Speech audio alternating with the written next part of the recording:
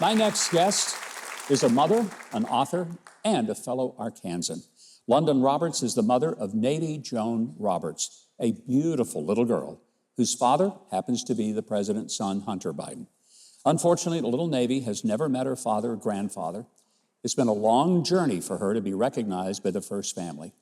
But Lunden is here now to share with us the sordid and solemn details of her tell-all memoir, Out of the Shadows, My Life Inside the Wild World of Hunter Biden. Please welcome my fellow Arkansan, Lunden Roberts.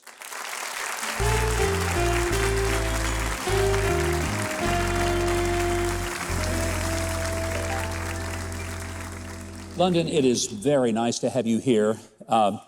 I know so many of the people that you grew up with in Batesville, Arkansas, and I think backstage we were talking about that a little bit, but I was able to read every bit of the book, and I hurriedly did it because I needed to do it before we did this interview. I found it captivating and fascinating, and part of it was that, I mean, this was a pretty, let's just say, a rugged story, especially in the first half of the book, as you first went to Washington as a young, idealistic kid from Arkansas and got kind of taken up in the world of Washington. Yep, that's right. You know, and the first part of that book, you know, you see all that. You see kind of my journey that led me to Hunter, that led me to be a mother. And, you know, it's easy, I say, one can get lost in the sauce. And, you know, being in D.C. in a big city, somewhere that, you know, I was always, you know, rural Southern girl. And I was marinating in the sauce. I got lost in it. That happens to so many people who go to D.C., and also to New York or Hollywood, any of the big spheres of influence. And what happened to you is not all that unusual. Young person in her 20s goes, they see the bright lights and they see the power, all the things that are just overwhelming. When you got caught up in that, were you even aware of what was happening to you at the time? No. I talk about, you know, I was just young and dumb, but also living in the moment and, you know, not necessarily thinking about the future or the consequences of your actions at that time. You're just young and free and just living in the moment. One of the things that I was, I think, really taken by, there's so much of your story that has not been told honestly and truthfully. And one of the main things was, I was reading the book and realized your relationship with Hunter Biden was not a kind of a one-off, one-night relationship. You were working for him in his business as an assistant to him for a long time. Well, you know, him and I had become friends and you know, crossed that line where, you know, now we're developing this on and off again relationship, and then I start working for him. And yeah, people don't understand, you know, that I knew Hunter over a year before I'd gotten pregnant. And people don't know that. They think that it was just, you know, some one-night stand that he has no recollection of. Do you feel just awful how vilified you were by a lot of people in the media that never told your side of the story? You know, it was hard. And, you know, I think by reading the book, you see the things that are so hard to deal with, especially, you know, just having a child or you're getting pregnant and putting yourself in that situation and living this private life. And now everything's public and there's so much scrutiny and so much judgment that's come your way. And, you know, you have to take accountability for your actions. But at the same time, it was the way I was portrayed in the media was as if, you know, I wasn't worthy of ever being remembered or any recollection of or being that friend and that someone that I thought that, you know, I was to him and he was to me. I think it was interesting too, Lunden, that, you know, some of us, if we run for office, we're crazy enough to ask for it. So we know we're going to get hammered by the press. I mean, that's just, we ask for it. You didn't ask for it.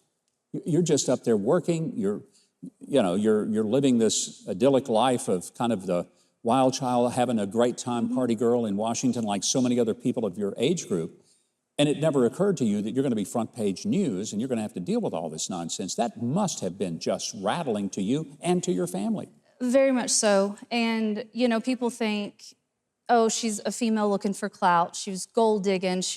And it's like, you don't see me backstage, walking, trying to get my anxiety under control, because this is putting myself out there. Yeah. And this is really hard for me to do, to tell my story. But the book is dedicated to my daughter. It comes out the week before her birthday. And, I don't know a better gift I can give my daughter than her mother's story. And I want her to someday, when the odds are against her and there's a narrative being put on her, I want her to stand 10 toes down, know that her mother did and told her story, and that her story is worth telling.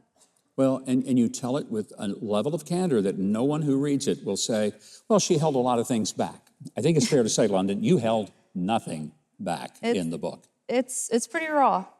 It is, but it also paints the picture of what is happening, not just to you, but to so many other young people who go to Washington. I want to continue with Lunden Roberts. We're going to be back and talk more.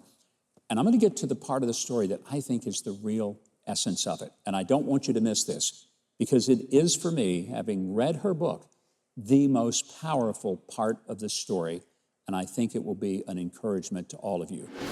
Lunden, when we were talking before, we talked a lot about the relationship with Hunter Biden. There was a lot of things. There were drugs involved. There was really addiction involved, and things that really tell the story, some of which we know, but some we don't. And the part of it we don't really know is that there was a side of him that we never really have heard. And he had some qualities: kind, gentle at times, giving, thoughtful to people, street people, homeless people. It frankly was not the side of him that I expected to see. And that's a big part of the story. And the relationship with him, people see this person on the news, and this horrible, evil person, and this corrupt, and all the things that go with that. And this is a story about I wouldn't say humanizing, but yeah, I guess it humanizes. He was in a dark place at that time. Yeah. And he was, battling addiction, which he's been very candid about, today. But you see that. You see this person, and you see this empathy that I had for him, this love, and this, this care that I had for him, wanting to help him, but also guilty because you feel like you're enabling because you want to be around him. He's somebody that you wanted to be around. He was intelligent, and he was very witty, and he was an adventure. You made a tough decision when you found out you were pregnant, and there were two decisions really that came screaming out of the book. The first one was you were going to give birth to this baby. You were not going to abort her and end her life. Right.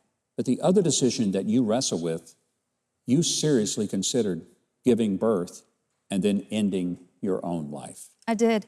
That one's, there's some dark chapters, there's some funny chapters, Yeah. and this was a very dark one, very hard for me to write. My co-authors, Josh and Aaron, had to really push me through to get these stories out of me. But, there was a time I knew that I wouldn't hurt myself as long as I was carrying her. But, even after I had her, I was detached. And I can remember even, them wanting me to give her first feeding. And I was like, no, it's okay. And they're like, yeah. And then I think in my head, this might be one of the only pictures she ever has someday of her mother and her.